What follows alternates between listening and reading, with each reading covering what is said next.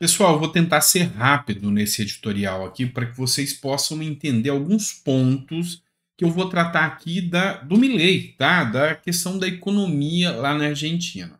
Mas a gente também tem outras pautas que nós vamos tratar. Então, eu preciso ser muito direto e objetivo contigo. Então, eu queria que, por mais que o assunto seja um pouco delicado, a economia argentina, eu queria que você prestasse muita atenção, porque eu acho que as informações serão importantes. E, enfim, acompanha tudo porque a esquerda está espalhando muita fake news contra o Milei. E vocês precisam entender um pouco mais sobre tudo que está acontecendo com esse novo presidente liberal, que é o Javier Milei. Nós vamos falar um pouco sobre isso aqui, tá bom?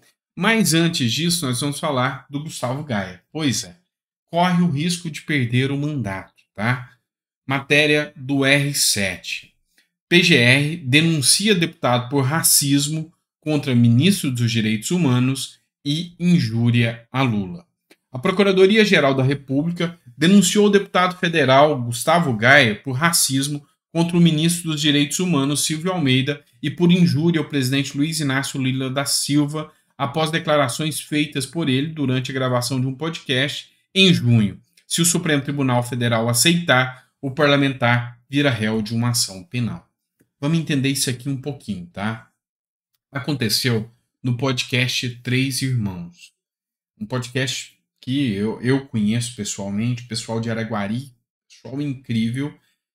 Rolou um momento em que ele falou sobre QI das pessoas e eu acompanhei o trecho da fala dele. Falou sobre QI e falou que lá na África há a possibilidade das pessoas aceitarem ditaduras porque o QI é mais baixo por desnutrição, falta de alimentos, dentre outras situações.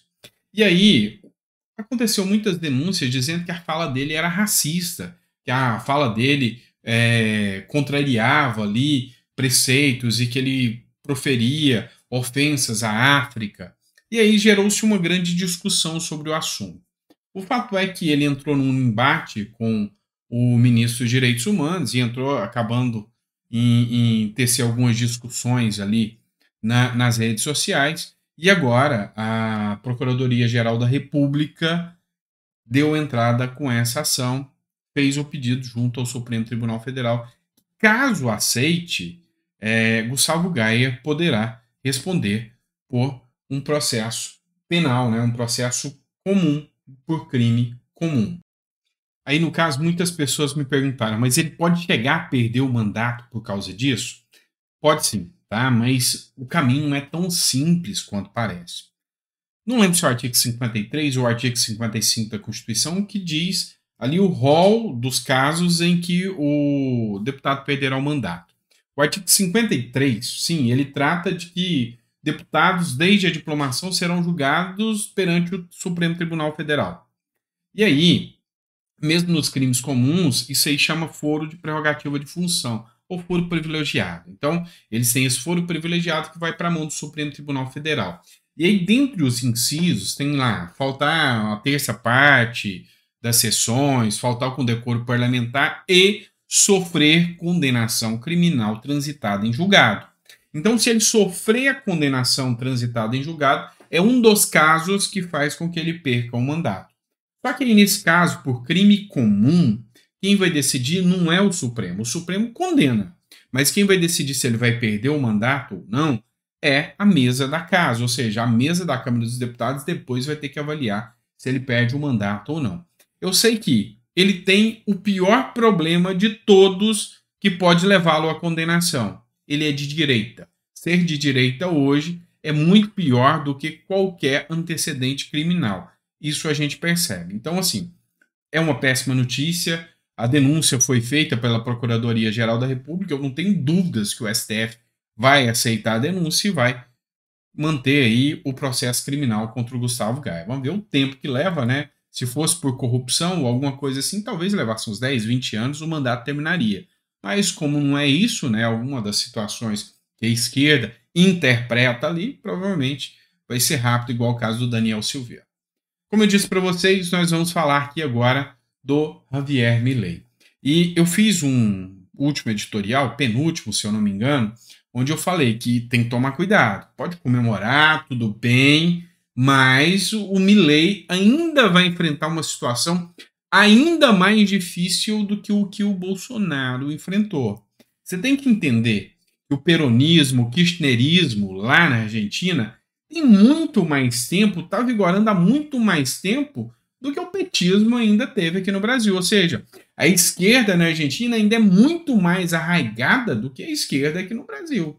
Então, o Milei vai enfrentar osso aí. Tanto é que dá uma olhada nessa matéria aqui, que é do jornal Metrópolis, e diz o seguinte: Milei deverá ter a menor bancada legislativa da história da Argentina. Ou seja, os deputados são de esquerda.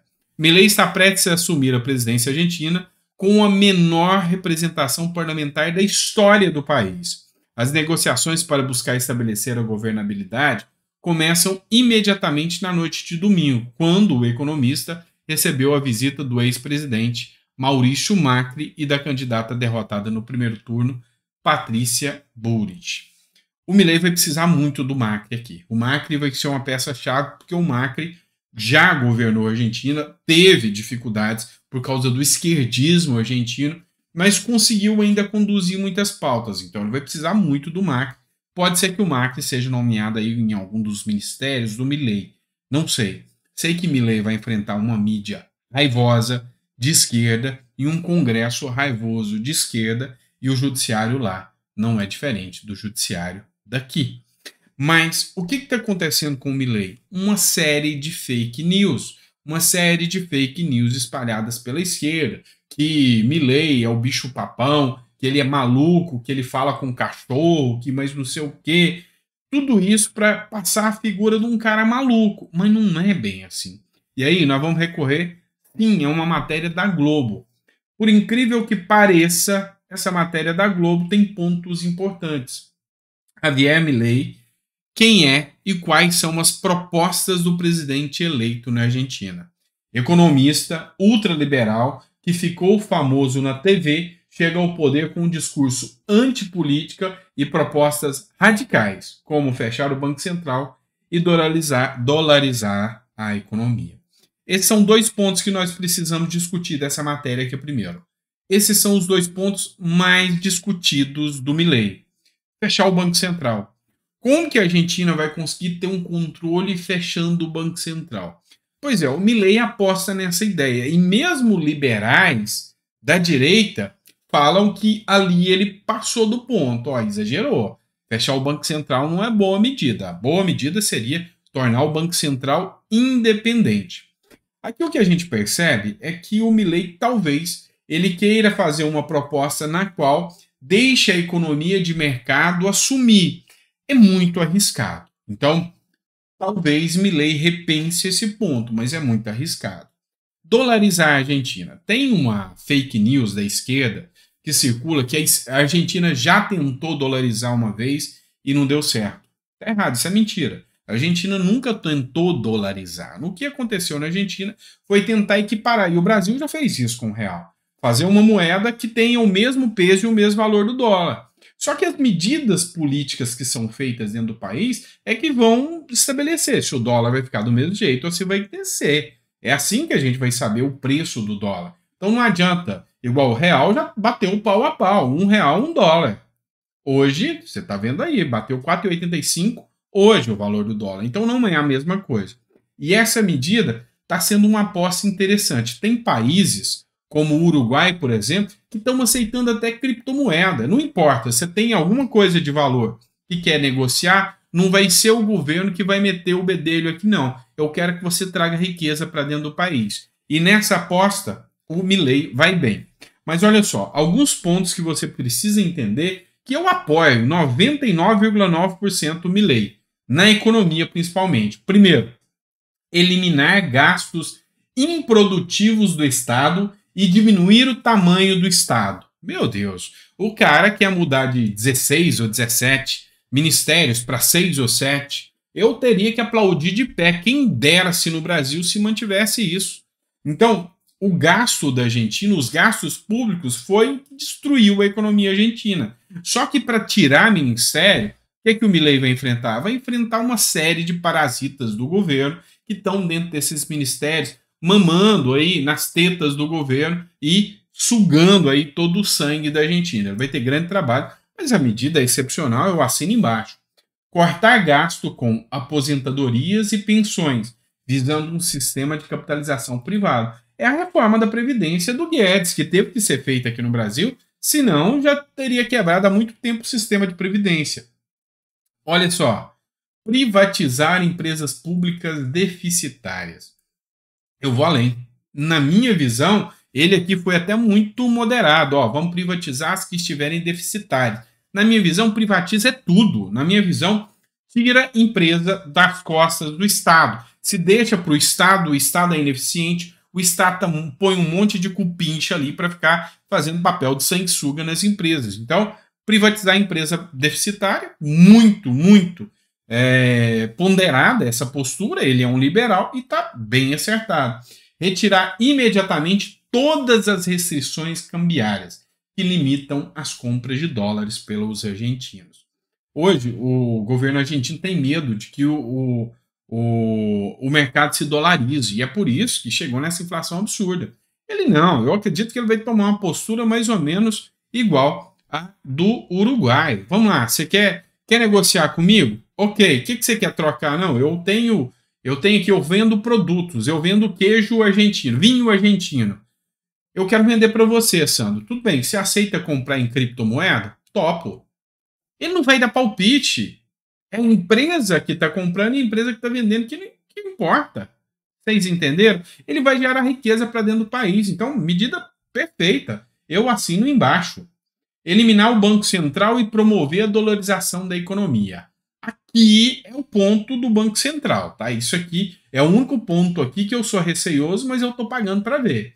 Mas é o Banco Central. Agora, dolarizar a economia, eu acho que é ousado, mas eu acredito que dá certo.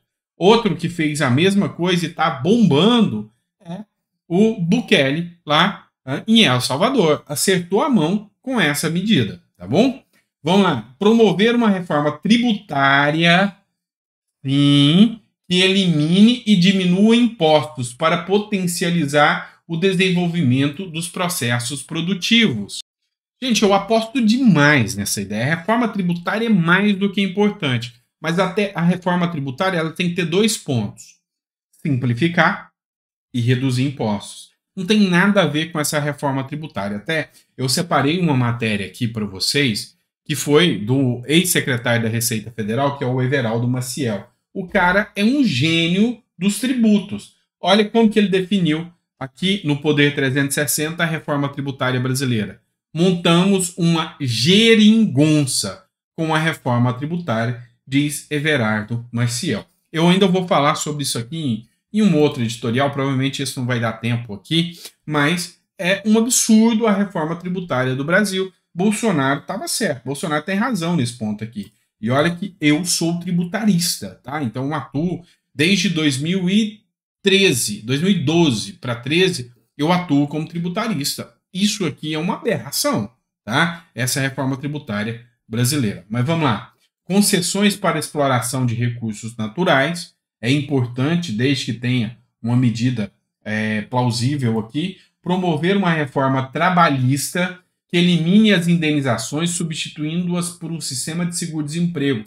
Boa demais, ao contrário do que o governo Lula está fazendo aqui e vai causar desemprego aqui no Brasil. Além de promover a liberdade de filiação sindical, boa, aqui nós somos cupinchas de sindicato, e reduzir os impostos ao trabalhador. Maravilha, isso aqui, não, sabe, quem questiona isso aqui é algum marxista maluco aí que não entende nada de economia. Eliminar as retenções e as exportações de direitos de importação. Ou seja, ele quer eliminar esses impostos de importação e exportação para que o comércio seja mais fluido. Vamos lá. Você está vendo o caso das comprinhas da Shein aí. O que acontece? Eu entro aqui num site norte-americano, né? Num site chinês. E aí eu acho um celular desse aqui. Lá na Shein, esse celular tá R$2.000. Eu compro. E aí vem o Haddad, ou Taxad, como é conhecido aqui no Brasil, e taca ali mais 3, 4 mil de imposto. Ele quer eliminar essas amarras que travam esse livre comércio. Ele quer vender barato e comprar barato. É isso. Assim, quem ganha com isso é a população.